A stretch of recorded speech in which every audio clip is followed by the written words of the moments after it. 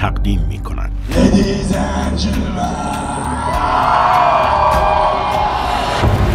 گردن زنی.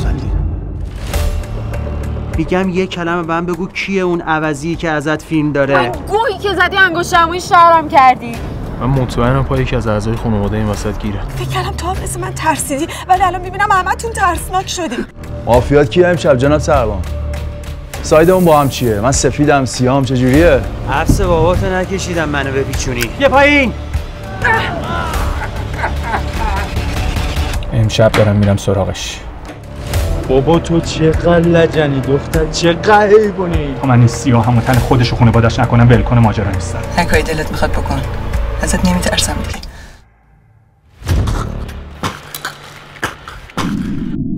بمیری بمونی هیچ جامم نیست. آقا تو کیه اصلا این بخته گفته تو زندگی ما؟ حداقل چیزی بگین که فردا بتونی تو روی هم نگاه بکنی. من کلا اهل مخفی کاری نیست. بذار بفهمیم کدوم حرومزاده‌ای که پشت این ماجرا خوابیده. این ناموس وسط بود بابا. مطمئن باش هر چقدر فکر کنید زرنگید یه جا اشتباه میکنید. من اونجا میام بالا سرتون. گردن زنی. کارگردان سامان سالو، تهیه کننده علی قربانزاده. جمعه ها ساعت 12 ظهر در فیلم نت.